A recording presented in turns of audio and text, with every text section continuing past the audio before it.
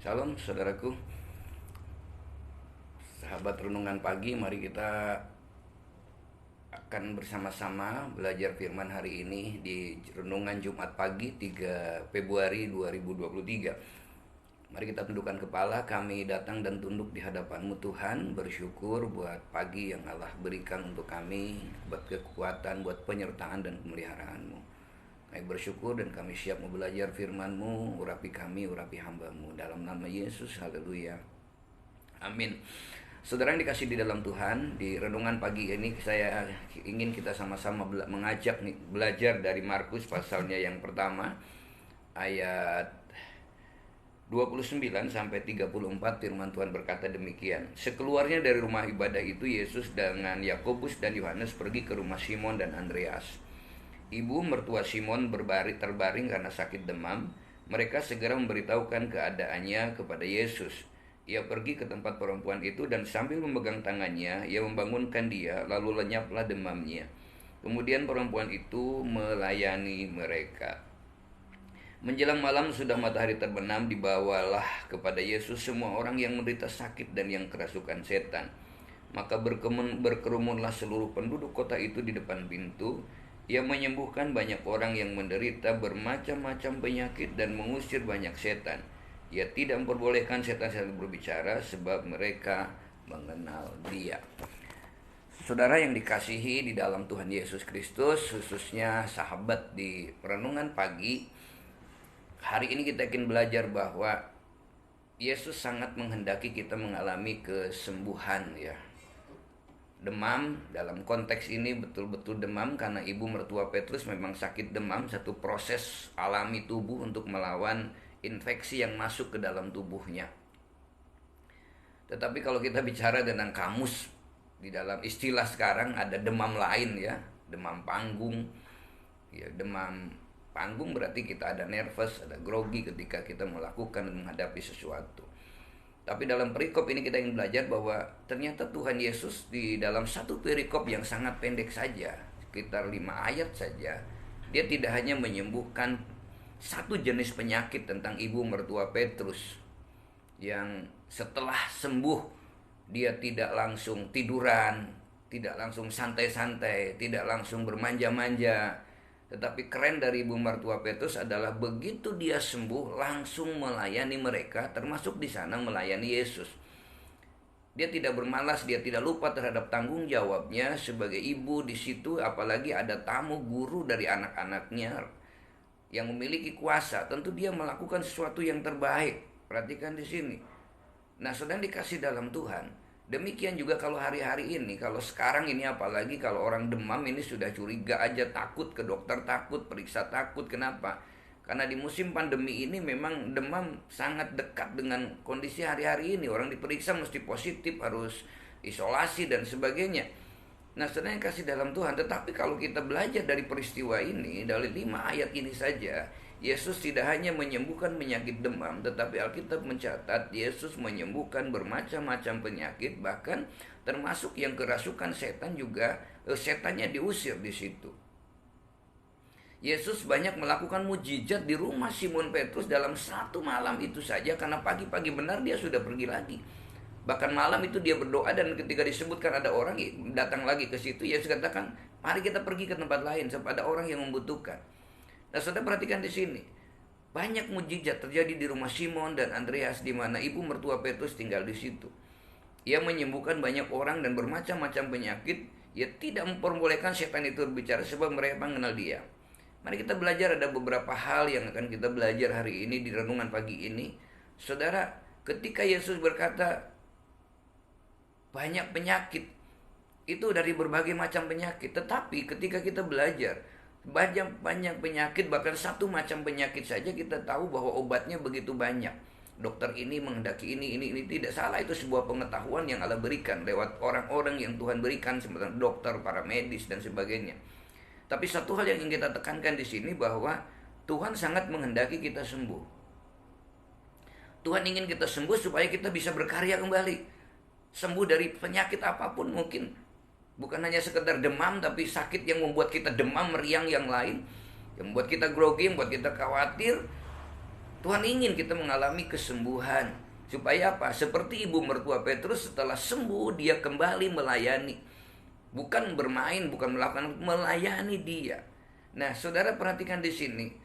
Kalau kita belajar tentang penyakit ini, maka kita belajar bahwa ketika banyak penyakit ini, kita tahu bahwa ternyata apapun yang terjadi, Yesus itu lebih berkuasa, lebih berdaulat dan lebih kekuasaan. Dan itu kuasa itu kata Tuhan bahwa dia berkuasa. Nah, saudara perhatikan di sini. Kalau kita melihat ada penyakit baru akibat yang dihasilkan oleh pandemi ini, seperti saya katakan tadi, begitu orang kena panas, kena demam, aduh penyakitnya luar biasa. Bergaul dengan orang menjadi takut, keluar menjadi takut, sehingga penyakit yang kemudian muncul pasca pandemi ini adalah penyakit pikiran dan hati. Ya, 2 tahun kita ini mungkin orang menjadi orang-orang yang cepat baperan, ya, sensitif. Dulu kalau ada panas dikit, kalau ada ini pintu pagar dilarang masuk dan sebagainya. Penyakit pikiran, hati, psikologis, mental, batin, bahkan mungkin iman orang-orang percaya pun hari ini mulai berkurang, ya, imannya. Jadi ada penyakit ketakutan, ada penyakit kesedihan yang ditimbulkan oleh pandemi ini. Nah, saudara yang kasih dalam Tuhan, sehingga pandemi membuat manusia banyak jatuh dan terpuruk. Walaupun hari-hari ini sudah mulai ada dalam masa pemulihan, tapi menurut penelitian bahwa pasca pandemi selesai pun nanti pemulihan tidak begitu saja. Kenapa? Karena selama 2 tahun praksis pemerintah dan semua fokus kepada penanggulangan, sehingga banyak dana, banyak anggaran, sehingga yang lain kemudian menjadi terabaikan. Nah, apalagi bangsa kita tahun ini mulai sibuk dengan persiapan pemilihan umum bersama. Nah, saudara dikasih dalam Tuhan, mungkin hari ini ada yang berjuang dengan melawan perawatan, berjuang karena orang-orang yang kita kasihi sudah berpulang. Bahkan mungkin ada berjuang karena begitu banyak yang kehilangan selama pandemi ini, sehingga kemudian orang mulai kehilangan iman. Nah, saudara dikasih di dalam Tuhan Yesus Kristus, tetapi inti dari semua yang terjadi hari-hari ini, kalau kita belajar dari ayat perikop ini, bahwa Tuhan Yesus sangat menghendaki kita semua mengalami kesembuhan. Yakinlah bahwa kuasa Tuhan itu lebih berkuasa, kuasa Tuhan lebih berdaulat, kuasa Tuhan sanggup, bahwa tidak ada satu kuasa pun yang sanggup menandingi kuasa Yesus. Kenapa? Karena Yesus sendiri berkata, roh yang ada dalam hidupmu itu lebih besar kuasanya daripada roh yang ada di dalam dunia ini. Jadi ketika orang berusaha menghasilkan penyakit, Yesus sanggup menyembuhkannya. Hanya disentuh saja oleh Tuhan dan dia sembuh. Seperti perempuan itu bukan hanya disentuh, tapi dia menyentuh jubahnya saja, dia bisa sembuh. Artinya apa? Ketika kita hadir di hadirat Tuhan, ketika kita datang kepada Tuhan, bergumul di hadirat Tuhan, menikmati hadirat Tuhan, mujizat Tuhan tetap bisa terjadi di dalam kehidupan kita. Nah, saudara yang kasih dalam itu, seharusnya ketika kita belajar ayat ini, semakin hari ini semakin banyaknya berbagai macam hal yang kita hadapi yang membuat kita mungkin mengalami demam di dalam hidup ini.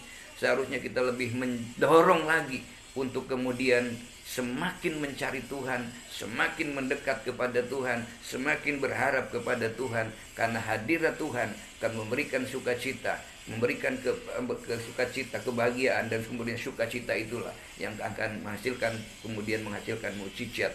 Nah, senang kasih dalam Tuhan, kita belajar bahwa yang pertama, Tuhan ingin kita sembuh. Yang kedua, saudara, setelah itu kita juga bukan hanya sekedar sembuh, tetapi kita juga rindu dipakai Tuhan untuk menjadi saluran berkat bagi kehidupan kita. Saluran berkat. Nah, saudara, Tuhan menyembuhkan semua orang yang dibawa kepadanya, tidak terkecuali. Bukan hanya demam, bukan hanya sakit. Satu kampung pada zaman Yesus, satu kota tidak seperti sekarang, satu kecamatan puluhan ribu orangnya. Ya, tapi saudara perhatikan, zaman dulu itu hanya ratusan orang yang dimasuk satu kota, satu kampung, itu tidak segitu banyak. Dan mereka datang penyakitnya yakin bukan demam saja. Mungkin ada gatal, ada kerasukan setan, ada sakit yang lain, ada permasalahan yang lain. Datang berkerumun di sana. Nah, saudara perhatikan, semua orang yang dibawa sebanyak apapun. Nah, ini adalah secara spiritual pun, bahwa ketika Yesus mungkin ada yang sudah tidak berpengharapan lagi pun, Yesus sanggup menyembuhkannya. Yesus sanggup menolongnya, sanggup memulihkannya. Nah, saudara perhatikan, mengapa? Karena Tuhan sanggup bukan hanya sekedar menyembuhkan, tetapi dia membangkitkan orang mati. Lazarus ketika sudah mati, dia di 3 hari, Yesus sanggup membangkitkannya. Saudara perhatikan di sini, diawali dengan membuka pintu kubur, pintu kematian, pintu ketidakmungkinan. Dan Yesus mengucap syukur, lalu kemudian ada hadirat Tuhan dan ada pemulihan, kesembuhan, kebangkitan bahkan. Artinya apa? Ketika kita ada di dalam Tuhan, tidak ada yang mustahil bagi Allah. Dan yang hebat di situ adalah orang-orang datang membawa orang sakit. Orang kerasukan setan tidak mungkin datang sendiri kepada Yesus. Orang lumpuh nggak mungkin datang sendiri kepada Yesus. Orang yang demamnya parah nggak mungkin datang sendiri kepada Yesus. Tapi membutuhkan orang. Orang yang sakitnya mungkin minder, sakitnya karena kejatuhan ekonomi dan sebagainya, tidak mungkin, dia dibutuhkan orang yang membawa kepada Yesus pada saat itu. Artinya ada orang-orang yang menjadi saluran berkat untuk kuasa Tuhan itu hadir. Artinya ada orang-orang yang mau dipakai Tuhan untuk menjadi saluran penyembuhan. Artinya ada orang-orang yang rela untuk mengunjungi orang, mendatang kepada orang. Bahasa kemarin hari Rabu katakan, kita mulai sekarang bukan rumah yang mencari gereja, tapi gereja yang datang ke rumah, ke rumah-rumah, melalui kehidupan anak-anak Tuhan, menjadi saluran, menjadi alat, ya. Kemarin lagu terakhirnya kan luar biasa. Tuhan, ini tugas kami, beri keberanian bagi kami, taruhlah roh yang rela melayani dan menyenangkan hati Tuhan, itu yang kuingini. Saudara, ada hal yang kita rindukan di situ. Nah, banyak orang kita, orang percaya, kalau sembuh tidak seperti ibu mertua Petrus langsung melayani. Atau ada orang yang mungkin kesulitan, kita cuek saja. Mari kita belajar sebagai orang yang dipanggil Tuhan. Kata Tuhan, ketika kita dipanggil Tuhan, kamu adalah terang dunia, kamu adalah garam dunia. Saatnya kita dipakai Tuhan untuk menjadi penyalur, menjadi bagian dari rencana Tuhan, supaya Injil diberitakan, menjadi bagian dari rencana Tuhan. Sebuah kuasa Tuhan juga mengalir dalam kehidupan orang-orang lain. Bukan hanya bicara tentang kesembuhan, bukan hanya tentang materi, tapi ada damai, sejahtera, sukacita ilahi yang melampaui segala akal, yang ada di pikiran dan di hati kita juga bisa mengalir kepada orang lain. Nah, saudara dikasih dalam Tuhan, mari kita menjadi saluran berkat. Kita banyak orang yang rindu untuk disembuhkan. Nah, saudara dikasih dalam Tuhan, mari kita belajar. Kalau kita kemarin ada istilah kita memakai ada 5M, 3M ya, masker, mencuci tangan, menjaga jarak.